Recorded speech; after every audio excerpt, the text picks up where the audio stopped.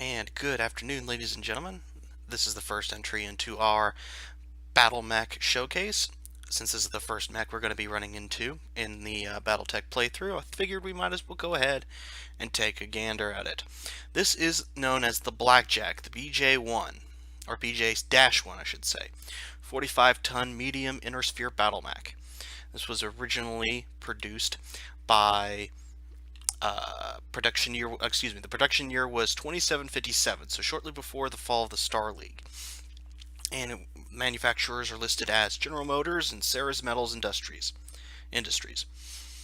The armor, Duralex Medium, engine, GM 180, communication system, Dalbin Micronics, targeting system, Dalbin AQ, with 11 heat sinks, maximum a speed of 64.8 kilometers per hour, and Whitworth jet lift jump jets.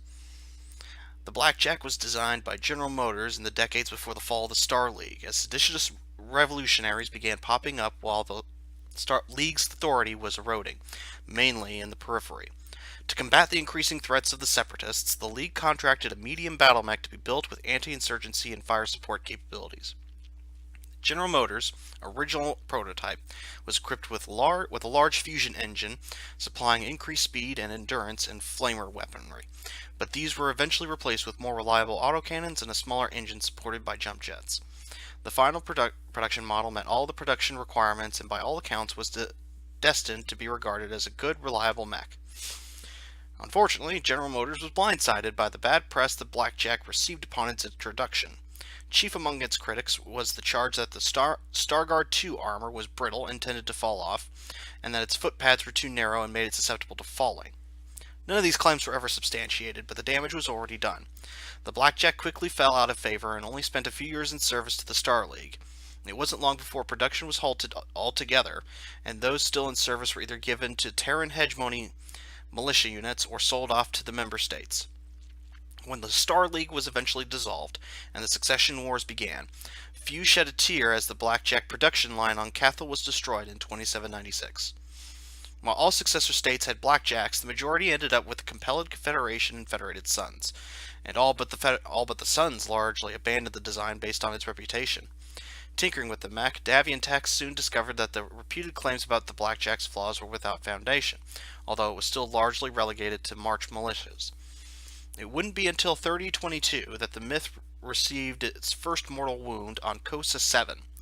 In battle for control of the planet, the infamous Tai Mercer Ravignon attempted to test his horde tactic against the local Davian garrison.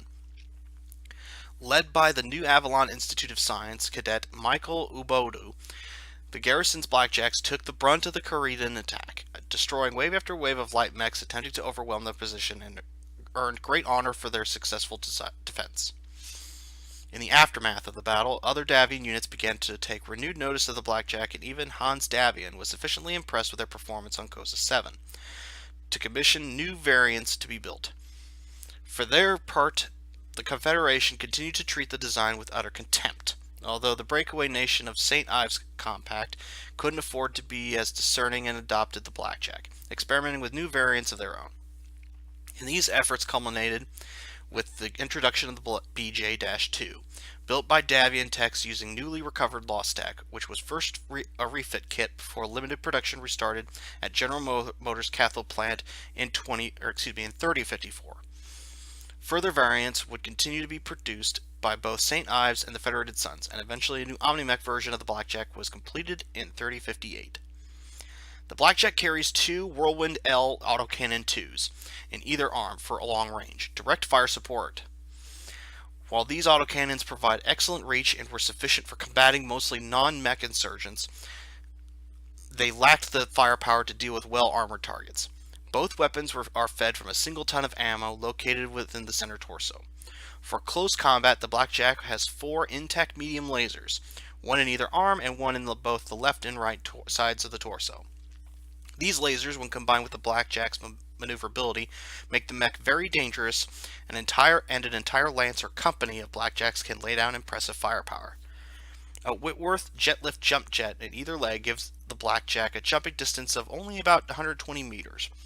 These were added late in the design's development compensation for using the GM180 fusion engine, which was smaller than the original. 8.5 tons of armor protect the Blackjack, while 11 heat sinks keep it cool during combat. This particular model is extremely versatile and fairly well armored for its time and design, and as its general role states, it is a excellent fire support and just generally all around good battle mech on the field. With its 4 medium lasers, it can engage most targets in close combat, and its 2 AC2s granted a long-range fire capability that, while not devastating, can help put down lighter targets. The Blackjack, in particular, is a iconic mech from the olden days of the BattleTech tabletop. And seeing it recreated first in MechWarrior Online and now in BattleTech is very much something that brings a smile to my face, personally. Once again, the BattleMech is only about 45 tons, so while it has decent armor and firepower, its speed seems to lack, with only the capability of going about 64.8 kilometers per hour. While its jump distance is impressive, well, for its weight anyway, it's not exactly what I would call ideal. It's not a very good skirmisher mech in the sense of it being very fast. So, at any rate, this is the battle mech that we've been gifted throughout character creation, an ancestral Blackjack. And with its firepower, we'll be engaging enemies at long range, and for those that decide to close in, 4 medium lasers are destined to take them down. Thank you very much, and I hope you have a blessed day.